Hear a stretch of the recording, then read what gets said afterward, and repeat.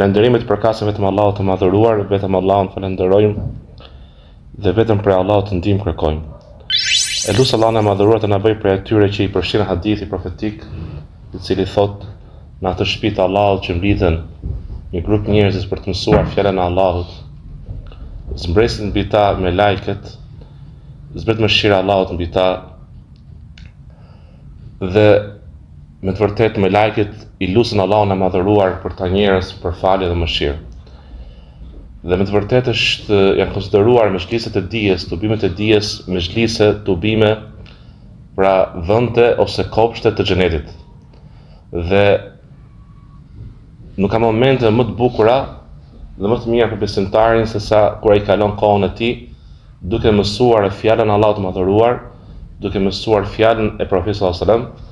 Në këtë mënyrë ai e rrit besimin e tij, e kupton fen e tij më mirë, e forcon besimin dhe afrohet tek Allahu i madhëruar më shumë, sepse dija është dritë, është udhëzim dhe pa dija ignoranca është errësirë dhe devijim nga rruga e drejtë. Amin. Të dashur vëllezër, ne kemi filluar shpjegimin e tre parimeve të autorit të njohur Muhammed ibn Abdul Wahhab. Kemi folur fillimisht për edukatën e dijes, për etikën e dijes. Kemi folur që etika është para dijes, siç është dija para punës, etika edukata e marrjes së dijes duhet ta parapri marrjen e dijes. Pra, nxënësi, kërkuesi i dijes, duhet të di se si merret dija.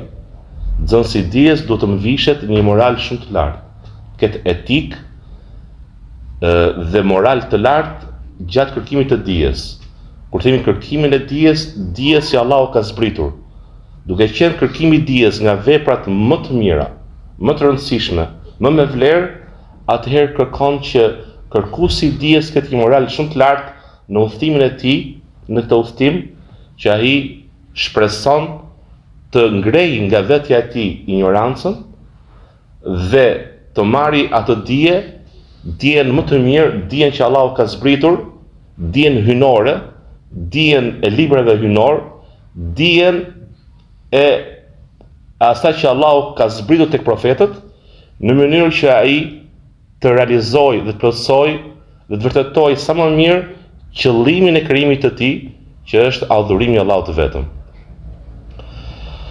Folëm pastaj për biografinë e kujt? Për biografinë e jetës së autorit, Muhammed ibn Abdul Wahhabit, i cili kishte lindur në vitin 1115 sipas hijretit.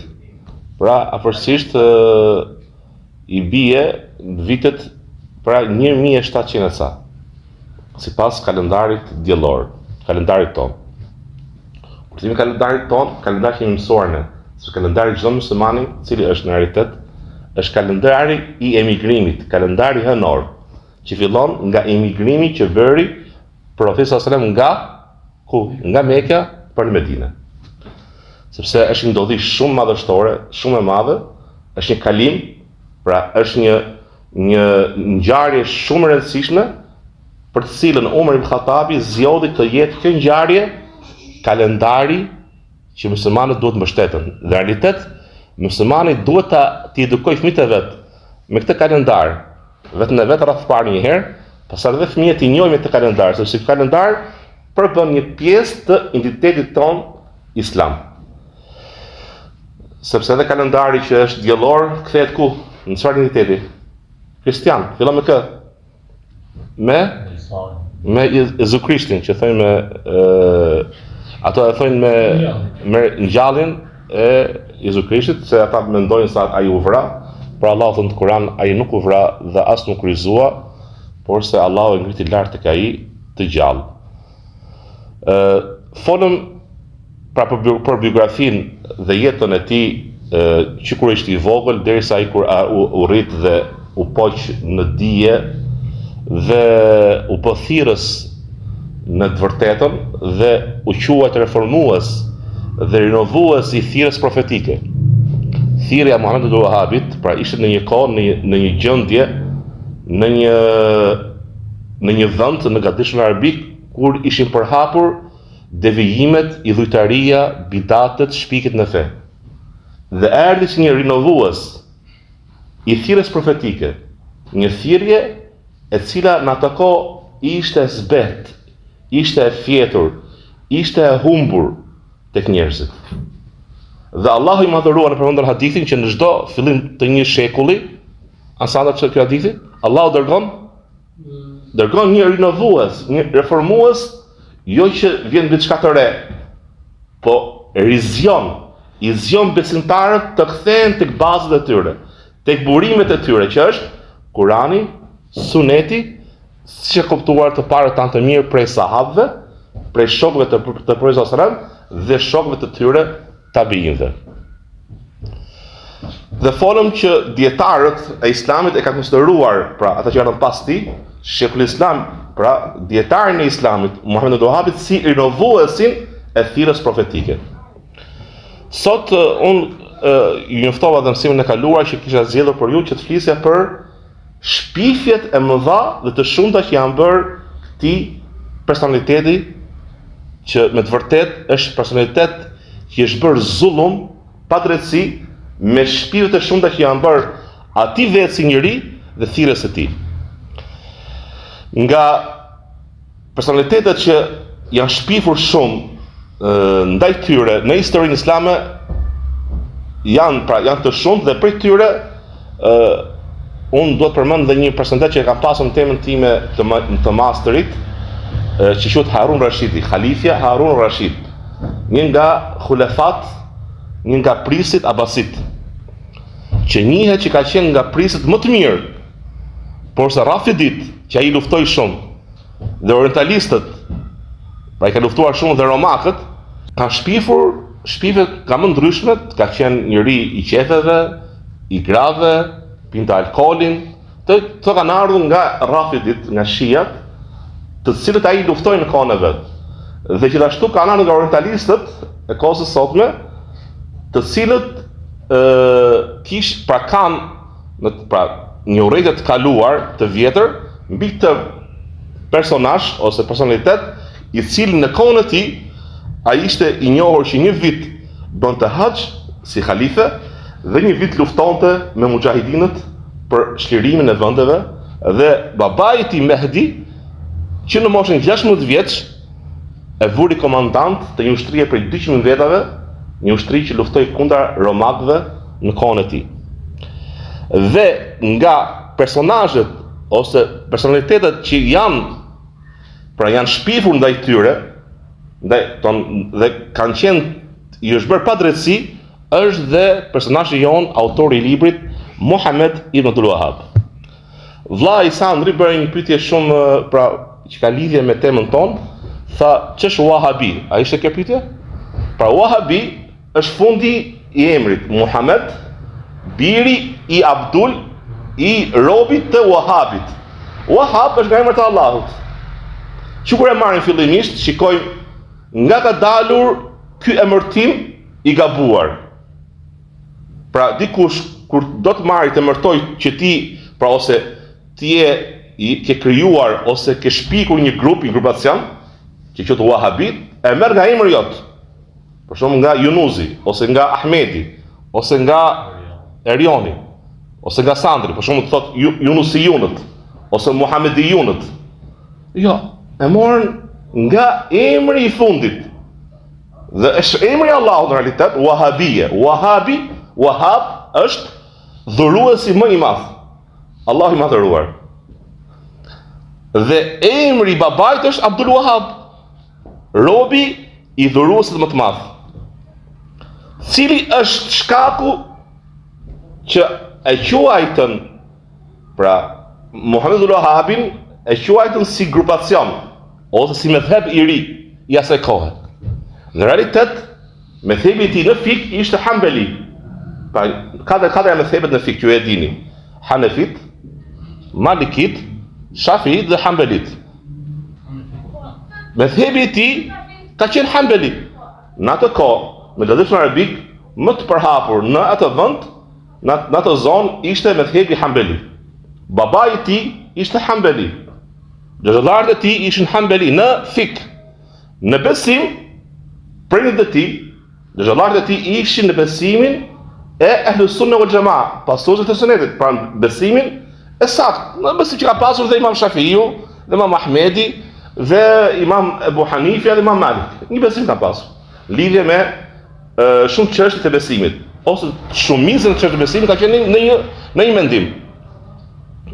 Por se e quajtën grupacion, devijim, dhe i dhanë një emër, dhe jo pa qëllim i dhanë të emër. A e dini pse?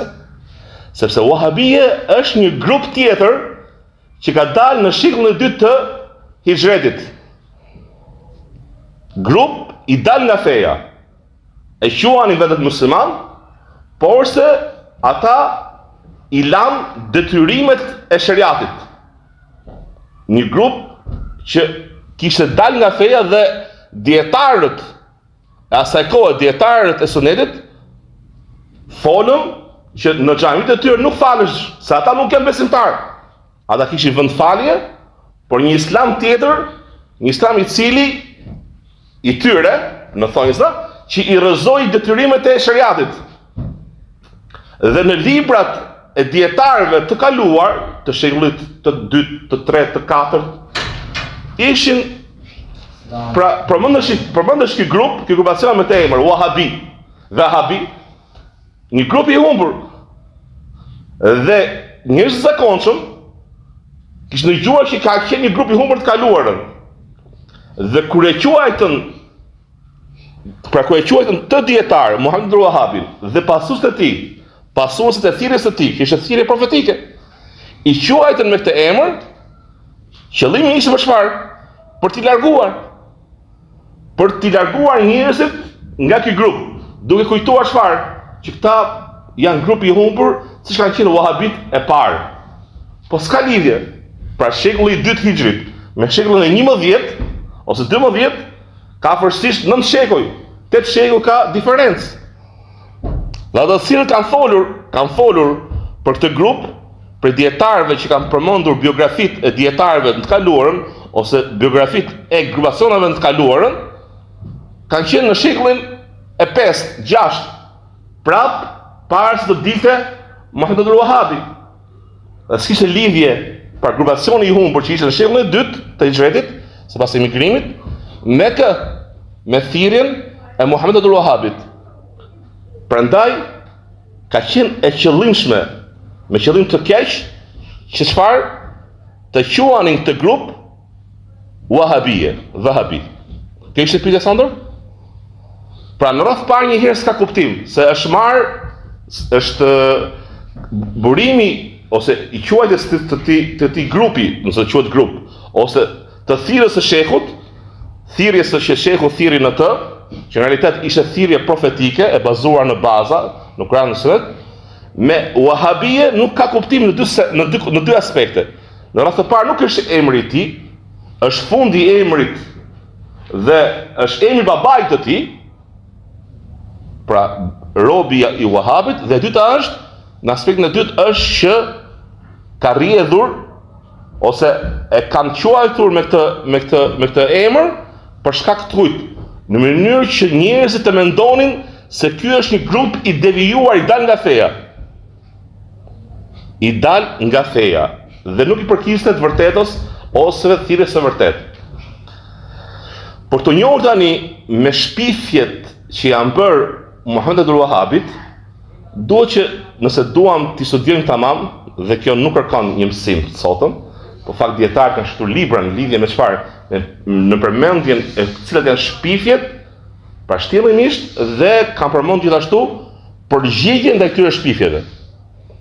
Po fillimisht personi do të njihet me historinë e asaj kohe, me faktorët fetar, faktorët politik, faktorët e methebeve që ndikonin në atë kohë, kushin methebet, pra kushin dietarët e asaj kohe, kujt methebeve i përkisnin, ka pasur metheb Hambeli, dhe shumica ishte në methebit Hambeli, dhe ishin në besim të saktë po ashtu.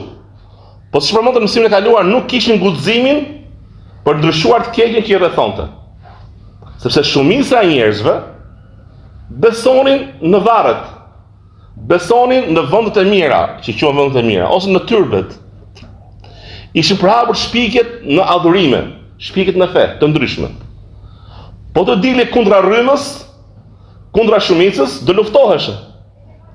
Dhe ata dietarë që e dishin vërtetën, por i pëlqente për interesa të tyre, që të vazhdonin pra njerëzit në atë gjendje, nuk pra deri atë kohë nuk kundërshtonin të keqe, kur doli Muhammed al-Wahabi, i zbuloi ata. Zbuloi heshtjen e tyre, zbuloi devijimin e tyre dhe prandaj ata e urryen. Disa urryen sepse e morën nga feja. Pra menduan se ai ishte me të vërtetë jo besimtar. Doli, pra ata besonin që kush nuk beson në njerëz të mirë, pra ai që mohon ndërmjetësimin me profetin sallallahu alajhi wasallam, duke shkuar ke varri i tij, ai është kafir thosh. Të kundërtën. Pra kush nuk beson që është punë e mirë, shkosh tek varri i një njeriu të mirë, si bëjnë dervishët sot ose betashit. Dhe të kërkosh ndërmjetësim tek ky person, je kafir. Besimi sufive ishte përhapur goxha. Që sot thot ata, cilës është akuzat që përmendëm pak në herën e kaluar. Thot ti urren profetin. Nuk respekton profetin sallallahu alajhi wasallam. Ti nuk respekton njerëz të mirë. Nëse ti thua që nuk lejohet ndërmjetësimi, tani që ka vdekur persona nuk lejohet ndërmjetësimi tek varri. Nuk lejohet ti thuash, "O i dërguar Allahu sallallahu alajhi wasallam, lut Allahun për mua." Kjo është më e pakta. Ose o Rasulullah, o i dërguar Allahu sallallahu alajhi wasallam, unë kërkoj ndërmjetësimin tat tek Allahu. Atëherë kjo është për shirkut, për kufrit, për mohimit, për idhujtarisë. Është njëjtë me atë fjalën që thanë kush idhujtarët. Ne nuk ja adhurojmë ata vetëm si ndërmjetësues midis nesh dhe Allahut azza wa jall. Apo jo? Dhe kur erdhi Muhammed al-Wahabi me thirrjen e tij sakt dhe vendosi që ai të dilte haptas, u luftua. Dhe një nga armët më të forta atyre ishte shpifja. Me shpif. Por se Allah thënë në Kur'an, dhe ata dëshirojnë, yuridune e yutfiu nur Allahi bi afwahihim, ata dëshirojnë ta shujnë dritën e Allahut me gjuhët e tyre, por se Allahu i madhëruar e refuzon këtë gjë. Pra nuk e pranon. Allahu ka vendosur që ta plotësojë dritën e vet. Dhe nëse këtë idhujtarët ose jo besimtarët e urrejnë, nuk e duan. Pra, në çdo kohë të kemi njerëz të këqij që ndjekin të kotën, të pavërtetën, humbjen, dhe janë armiq kujt? Të atyre që ndjekin të vërtetën, ndjekin të mirën. Prandaj sot, nëse je i mirë vetë ke vetja, nuk të kesh shumë armiq. Nëse ti bëhesh përmirësuesi të tjerëve, i thret të tjerët, i këshillon ata të ndryshojnë, atëherë do kesh armiq që të rrethojnë nga gjitha anët. Sepse e keqja nuk e do të mirën, e rësira nuk e do të dritën. Hasada min indi anfusihim. Allah thot Kur'an, në një ajet tjetër kuranor, dhe ata duan që ju të ktheheni, ta lini të vërtetën. Kush është kapu? Nga smira që kanë, tek vetët e tyre për të mirën që ju keni. Kjo tregon, aleikum selam, se ai i cili është në rrugën e vërtet, do ketë gjithmonë armiq.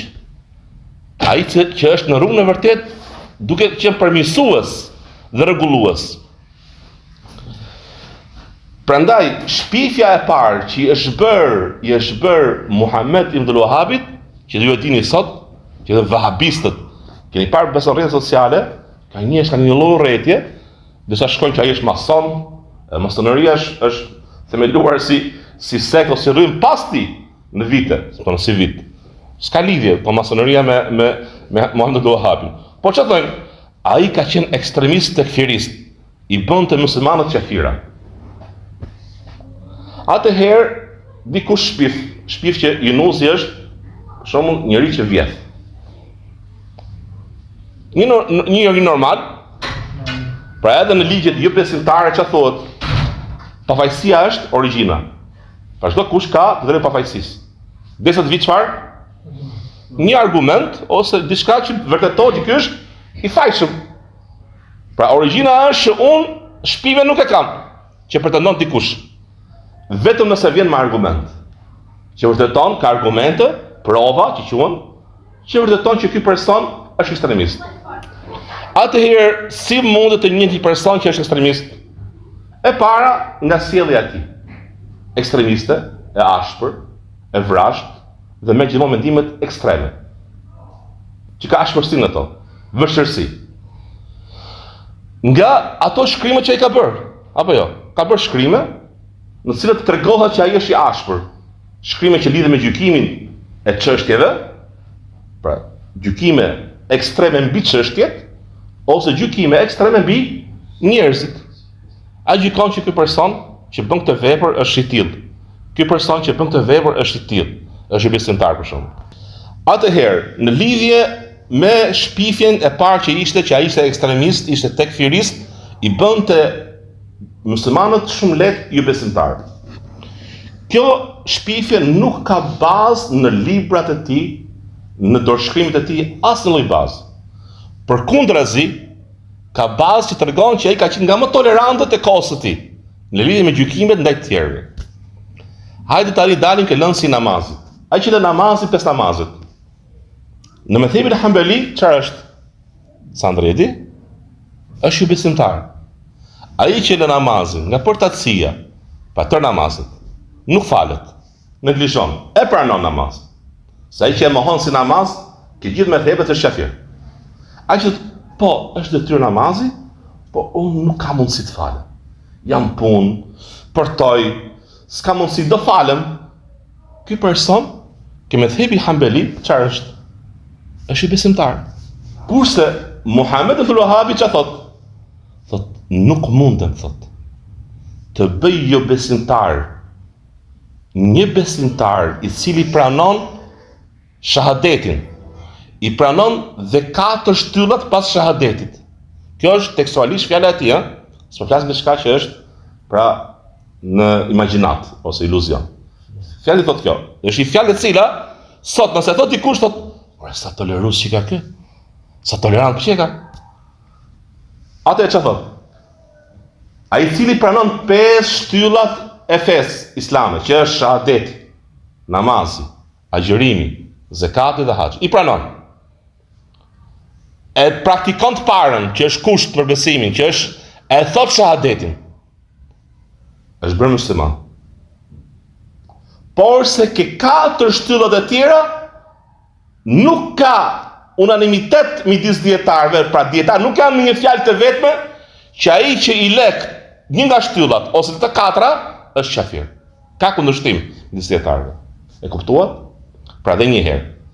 Vetëm ke shahadeti, ka ixhma, janë të mendimi dietar që ai që i vjen pra i përcillet shahadetit për ta thënë.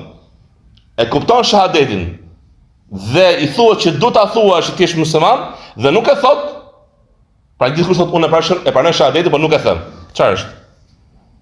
Nuk është besimtar. Është kusht ta thot. Vetëm se është, pra nuk flet dot.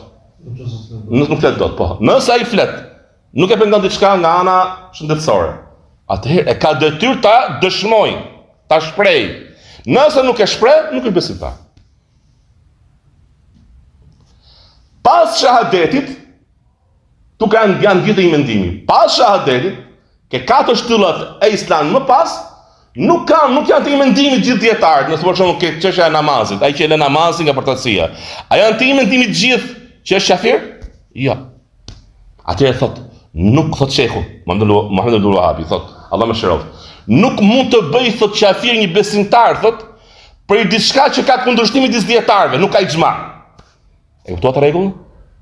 Pra, unë s'mund të bëj thot një besimtar thot një musliman që ka pranuar shahadetin, e thot shahadetin për një vepër si lënia e namazit nga përtatësia, për të cilën dietar nuk ka të mendimi që është kafir. Po ka mendim thot që është kafir, ka mendim që thot nuk është kafir. Kush e ka me të mendim sot në kohën tonë, disa prej njerëzve, për vëllezërve tanë, më thënë ky është shumë tolerues, tolerant në mendim. Apo jo? Ka me tyre që janë shumë të ashpër. Thot që thot, po e lej namaz të vetëm, ke dal nga feja thot. Shumë thot, merr një fetva tek dietari nderuar, thot, nëse ke vënë thot atë thot orën e zile në mëngjes sabahut për të çuar sabah, dhe ti e mbyll me vetdije e nxjerr nga koha sabahun, ti je kafir. Ka mendime që thonë disa vëllezër këtu. Mund të themi ne që ky është mendim i respektuar i atij dietari, është mendimi i tij. Por se s'mundet sot dikush thot të imponoj të tjerët me mendimin e tij. Pra, është këduan ca rregull do të më i ditë, me pasur respekt ose me ditë me u sjellur me njëri tjetrin në çështjen e mendimeve.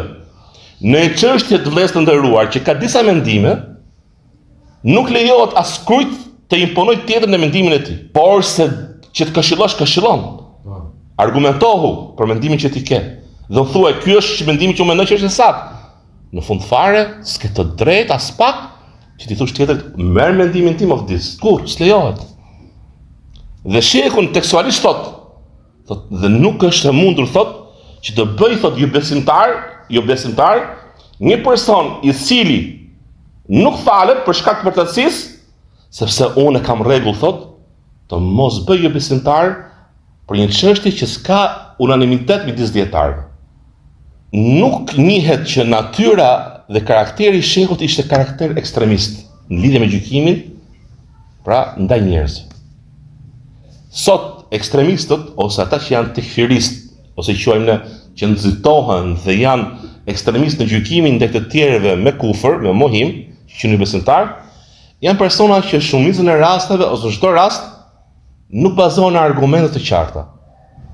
Bazohen, janë shumë të turbullt, të paqartë me vetëm e tyre, si kuptojnë argumentet, i përzijnë dhe i ngatarrojnë dhe hecin me amëndësime dhe paragjykime. Dhe kapen me fjalët e atyre.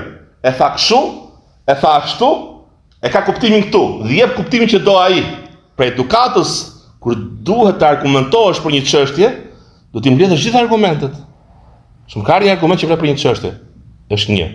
Po për të çështje ka një argument tjetër. 2. Kanë ardhur një tret. Ti vesh edhe peshore. Po ti vesh peshore, ti shikosh, ti kuptosh se ç'duhet, të marrësh si e ka kuptuar të parët tan, dietarët, pastaj të japësh gjykimin për një çështje. Pastaj ky gjykimi i njerëzve të nderuar vëllezër është çështje tjetër, kapitull tjetër. Si takon çdo kujt gjykim mbi tjerët, qafir, është bitaçi, i humb, është i jo. Të lidhen me dietarët ose gjykatësit. Se ka pasoja pas. Ka gjëra që vijnë pas që nëse i thot dikujt jo besimtar do të thot shumë gjëra të ndaja përmban si fjalë. Ka gjëra që lidhen me këtë gjykim. Prandaj jo çdo kush ka të drejtën për besimtarëve, mund thotë që ai mund bëri një vepër mosbesimi, kufri. Mund gjykoj veprimin, po jo personin. Jo personin, se gjykimi i personin është më ndërlikuar. Ka disa kushte që duhen plotësuar, ka disa ndalesa që duhen shmangur. Që nëse këto nuk plotësohen, nuk shmangen këto ndalesa, atëherë person nuk është i besimtar. E çfarë thotë Sheikh Muhammed al-Wahabi të zgjon për si akuzat i vinin atij.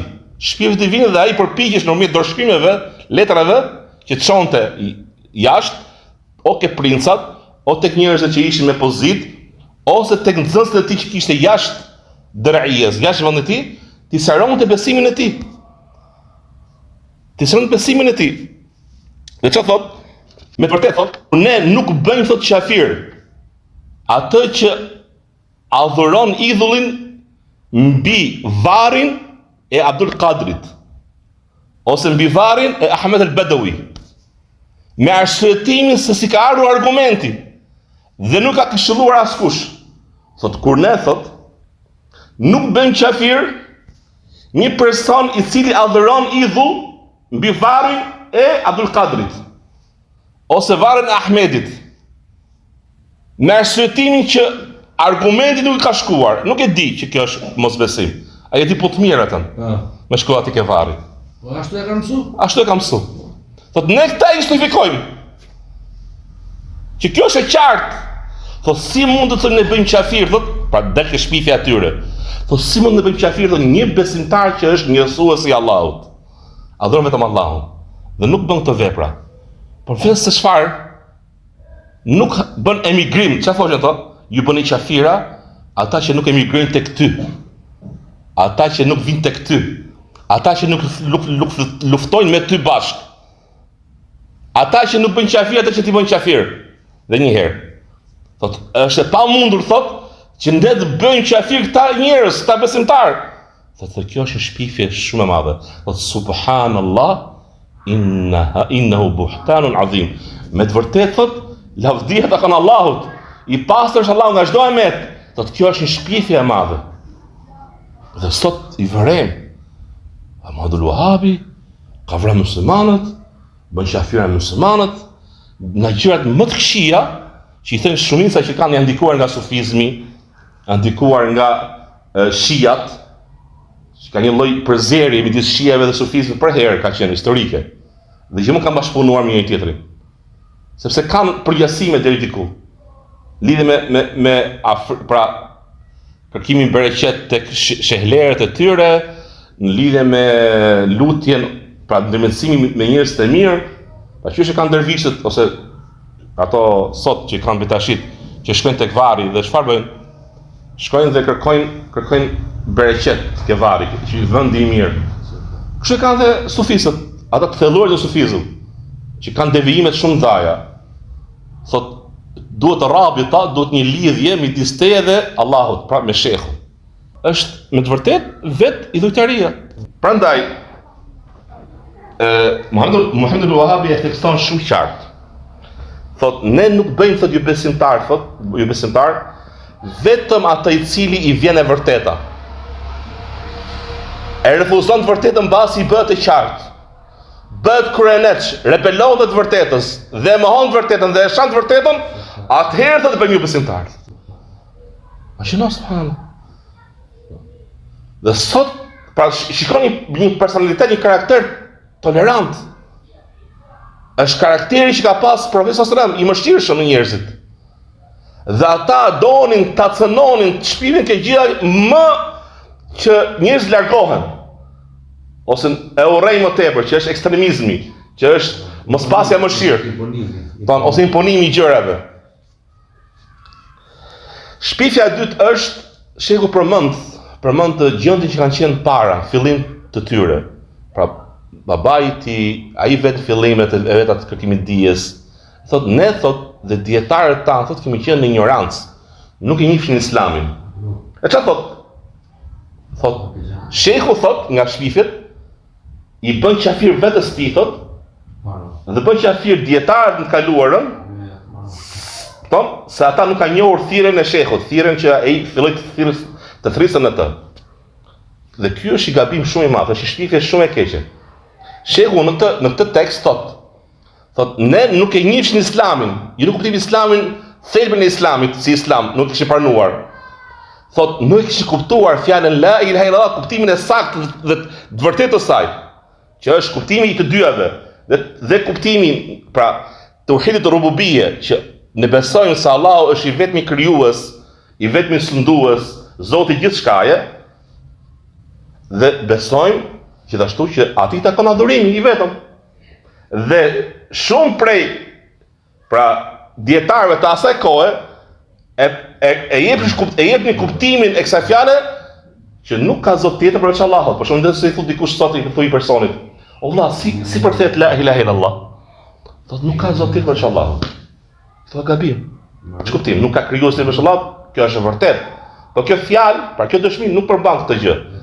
Vetëm këtë. Ke lënë gjë më kryesore, që vjen, pra është thelbi i kësaj fjale, që është nuk meriton të adhurohen me të drejtë vetëm se Allahu, Zoti i gjithësisë. Pra kjo është kuptimi i saktë dhe i plotë i kësaj fjale. E kuptove Sandër? Kush qëllimi? Ata akuzuan shehun, ke shpifja e dytë. Thanë, shehu i bën qafir vetes dhe dietarëve të kaluarën, sepse ka thënë, ne nuk e njihshim Islamin, nuk e njihshim shahadetin siç duhet. Dhe ai thotë, ka bërë qafir vetë në vetë, më gjëna thot. Dhe dietarët kaluarën, i ka bërë qafir. Dhe kjo është e vërtetë.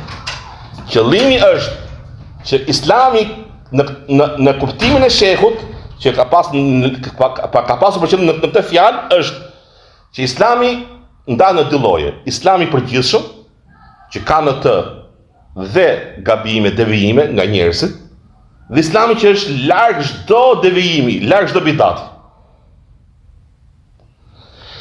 Islami I parë do mbesi deri ditën e fundit apo jo?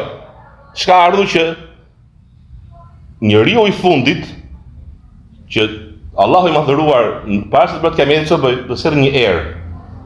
Një erë që të marrë shpirtin e kujt? E çdo besimtari. Por se thot I fundit që do humbin njerëzit do jetë namazi. Do jetë, pra I fundit që do largohet do jetë Kurani nga zemrat e tyre. Dhe nuk do bëhet kiameti vetëm mbi njerëzit më të këqij, mbi ju besimtarët. Pra kiameti kur bëhet, që të rrohet gjithçka, do bëhet mbi ju besimtarët. Por se në shumë transmetime tregohet që në fundin e kohës do vi dhe do dobësohet besimi. Po do mbesin muslimanë shumë dhe ata. Pa mund të thonë vetëm fjalën la ilaha illallah, vetëm dhikrin. Po do harrojnë gjërat kryesore. Do harrohet Islami I pastër, I kulluar që ishte në fillim. Dhe sheku thot, kohën fillim, thot kemi qenë fillim, thot, para se mësonim, ka qenë një Islam I përgjithshëm. Ata nuk e pra Islamin e pastër të kulluar nuk e njihnim. Ju që thot ishim qafira, origjinë e kishim, por se do të bëj dallimin midis kujt? Islamit të kulluar nga çdo devijim dhe Islamit që ishte mbeshur ndaj tij gjëra për devijimeve të ndryshme në lidhje me besimin dhe adhurimet. Pra e kuptuat çështën e shpifjes së dytë? Pra ata akuzonin që ai I bë ka qafir vetes vet, pra kanë nxjerrë nga feja në të kaluarën, për të kaluarën që kaloi dhe dietarët në të kaluarën. Sepse ka përmendur fjalën ne nuk e njihnim Islamin dhe as shahadetin. Qëllimi I shekut është që nuk njihnim kuptimin e saktë dhe të plotë të shahadetit dhe të Islamit të kulluar. Pra shahadetin në vërtet që edhe për të ardhur kaq sot, për shumë grupeve të ndryshme I jepet kuptimi nuk ka zot tjetër për Allahut. Besoj e keni dëgjuar këtë pjesë. Për la ilahe, la është nafje. Janë dy kushte, është mohimi dhe pohimi. Mohimi I çdo adhurimi tjetër përveç Allahut azza wa xal dhe më pas pohimi që adhurimi takon kujt? Vetëm Allahut azza wa xal. Në këtë sens pra në këtë aspekt e ka pasur qëllimin shehu kur ka thënë ne nuk e njihnim Islamin. Pra Islamin e kulluar dhe të pastër nga çdo devijim. Aq shumë ishte përhapur devijimin atë kohë. Shpifja e tretë është, a është rebeluar Muhamedi ibn Abdul Wahhabi ndaj shtetit Osman. Në radhë të parë nuk ka dëshmi që shehu e ka armiqësuar shtetin Osman, nuk ka asnjë dëshmi, as nga fjalët, as nga veprat e tij. Përkundrazi ka dëshmi që I ka çuar princit të Mekës, Ahmedit, Sejid, I ka thënë, pra I ka çuar një letër që tregon që e ka vlerësuar dhe ka bërë lutje për të. Thot, në nga letrat e drejtuara tek princi I Mekës, Sheriful Mekke dhe udhëheqësi I Osmanëve, me emrin e Allahut mëshirues të mëshirbërësit. Ajo është që u kam dërguar për letrës, është para jush, thot. Allahu ju dhënt më të mirat e begative. I nderuar Sherif Ahmed bin Sherif Es-Sejid. Allahu të lartësoft në dy botrat dhe lartësoft me ty fen e gjyshit tënd, zotërisë së gjinëve dhe njerëzve, pra, profesor sallallahu alajhi wasallam, se ishte prej eshrafëve, ishte prej fisit të Kurejshve. Kjo letër e tij tregon që çfarë? Që ai e respekton të kë udhëheqjen, drejtimin e Osmanëve në atë kohë. Edhe pse ishte kundra besimit tyre në shumë çështje, në lidhje me tawassulin, me ndërmjetësimin ose në lidhje me emrat e Allahut dhe së tij. Po nëse një dietar nuk është dakord me besimin e udhëheqësit të tij dhe këshillon atë, tregon që u rebelua? Jo. Imam Ahmedi është shembull Imam Ahmedit me Ma'munin, el-Mu'tazili. Imam Ahmedi e këshillon të Ma'munin. Dhe thoshte fjalën e kundërt, që Kurani nuk është krijuar. Kurani nuk është krijuar. Fjalën e profetit sallallahu alajhi wasallam, pra fjalën e besimit të selefëve, parëve tan. Siç e kuptuar të parët tan lidhe me Kuranin, që Kurani është fjala e Allahut, cilësia e tij, nuk është krijuar. Ata u ndikuan nga filozofitë greke që u përkthyen atë kohë dhe dolën në përfundim që Kurani është i krijuar, është fjalë që Allah ka krijuar. Atëherë, Imam Ahmedi ka këshilloi. A tregoj që u rebulua me këshillën që i bëri kujt? Prisit? Jo, Maimunit. Dhe kjo tregon që edhe pse Muhammed ibn Wahabi kishte pra besimi i tij, thirrja e tij ishte në kundërshtim me besimin që kishte udhëheqësi i Osmanëve në atë kohë, në vende të ndryshme, por se ai asnjë nuk rebulua ndaj tyre as me armë dhe as me fjalë. Dhe nuk ka pasur asnjë përplasje ushtarake midis shehut dhe shtetit Osman, derisa vdiq shehu. Përplasja ka qenë vetëm akademike, vetëm me këshilla, vetëm me dije.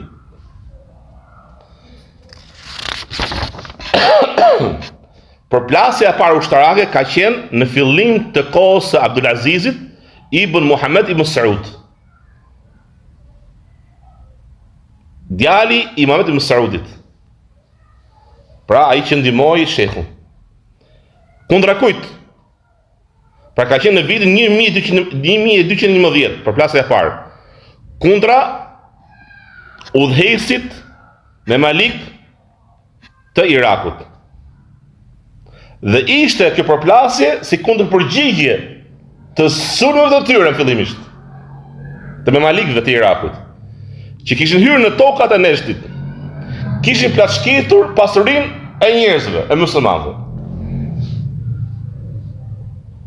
Dhe u bë kjo përplasje midis udhëheqësit të parit të Malik të Irakut dhe Abdulaziz ibn Muhammed ibn Saudit.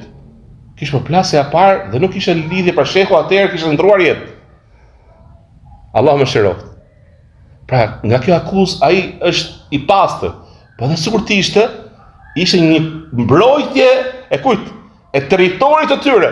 Ndërsa përplasja e vërtet midis tyre dhe shtetit Osman, të cilët kritikët e quajnë rebelim ndaj shtetit Osman, ishin në kohën e kujt? E princit Abdullah, i cili kishte si nofk Abdullahi el Kebir, i madhi. Ibn Abdulaziz, Ibn Muhammed, Ibn Saud. Dhe ishte e para ofensiv e drejtuar nga Tusun bin Muhammed Ali el Pasha në vitin 1228 të Hijretit. Ishte 2 vite pas vdekjes së shehut. Gjithashtu të shpjegoj diçka në lidhje me çështjen e rebelimit ndaj shtetit Osman. Nuk ka qenë rebelim në vetvete. Rreth parë xhilafeti në kuptimin e veçantë të tij ka një kusht që duhet të jetë halifja me origjinë nga fisi Kureshi. Atëherë, dhe një ke shumë rëndësishme vëllezër, që shpjegon dhe rrëzon shpirtin e tyre për lidhje me rebelimin ndaj halifës, që kanë ardhur hadithe që ndalohet. Dalësh kundër halifës muslimanëve. Ai ishin Osmanlit, pra i pari Osmanliva, i perandori o sultani, quhesh halifa muslimanëve, për të qenë halifja muslimanëve du përmbahesh një kushti, që është du të jesh me origjinë nga Kurejshit. Ky kusht nuk ishte te Osmanlit. Atëherë, Osmanlit e morën pushtetin me çfarë? Në mjet luftës. Ato vend që do shkëruan. Dhe të quhet sundim në mjet forcës, që është një nga rrugët e lishme. Pra, nëse një person e merr me forcë një vend me luftë, atij duhet të bindesh. Pra, flasim për kur e merr një musliman, ka ushtri, pushton një vend tjetër musliman, atëherë duhet të bindi me atij. Në atë zonë që ai ka çfarë? E ka sunduar, e ka zaptuar, apo jo? Dhe nuk mund të themi që ai bëhet automatikisht halifja të muslimanëve, përderisa nuk janë plotësuar kushtet e plotat me qenë halifja e muslimanëve, i të muslimanëve. Mbreti i Bizantin thoshin, i zonës Bizantis, pra që në për Konstantinopolin. Po nuk ka pas nga dietarët e hershëm, të më vonë po, në shekullin 20, ka pasur që kanë quajtur halifja muslimanëve. Po para nuk ka pasur që kanë quajtur për dietarë, kanë quajtur halifja muslimanëve. Ka qenë sultan të vendit të tyre që kanë zaptuar. Dhe pra atë vend që kishin zaptuar duhet me u bind, jo më i dal kundra. Po s'kishte lidhje me Nejdin, me zonën e Nejdit. Ato kishin zaptuar dhe Mekën dhe Medinën, po jo Nejdin. Dhe Muhammed Wahabi me princin Muhammed ibn Saudi ishin njëjtë si ata. Kishin luftuar dhe kishin zaptuar toka, dhe kishin shliruar toka, dhe kishin bërë të vetat. Pra rrëzohet kjo që është shërbuluar ndaj halifës.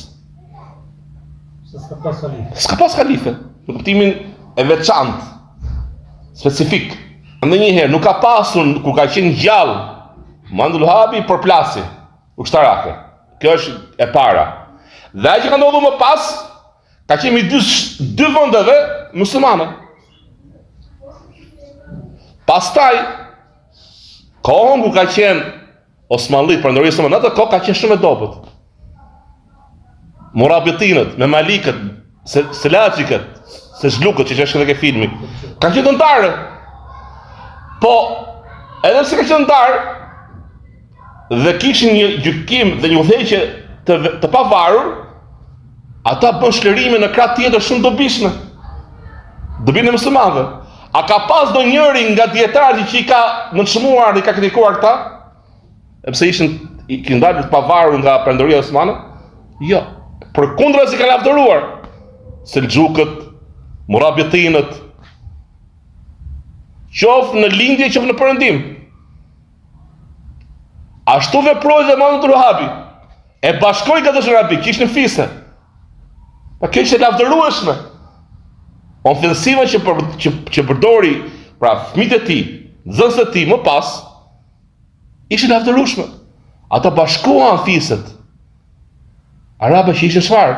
Fisë arabë ishin nga më ndarat, nga më të përçarët, vrisnin një tjetrin. Edhe sot subhanallahu, e kam gjumë vesh të mi. Kur mendohet që themi nëse ndodh diçka të rrezohet, pra ky që është tani, thot kam një lloj urrëtie i natit të vjetër. Subhanallahu, shekullor, midis fisëve. Thot nuk ka thot qetësi thot në gatishën arabik thot, vetëm me këta. Pranoj vetë. Bëhet i lamsh, bëhet i përçarë, një vrasje, një turbullir, një lloj rrëmuje dhe një lloj, si thosh, vrasje, trazirash nga më ndryshmet midis fisëve. Se kush do e marri? Se në atë kohë të kanë qenë të tillë. Kishin, si thosh, çdo kush prej fisëve shikon veten e tij më lart se tjetri. Dhe kishin xhelozi për tjetrin. Dhe u bë shkak për dy gjëra shumë të rëndësishme. E pastroi gatishën arabik dhe jashtë gatishës subhanallahu rriti thirrja e tij nga devijimet prej idhujtarisë dhe bidatave dhe bashkoi gatishën arabik në tauhid. Subhanallahu. Dhe i bëri të fortë. Dhe u rrit gjaku i muslimanëve. Dhe mësdoroi siguria tek muslimanët. Ka qenë alhamdulillah wassalatu wassalamu ala rasul.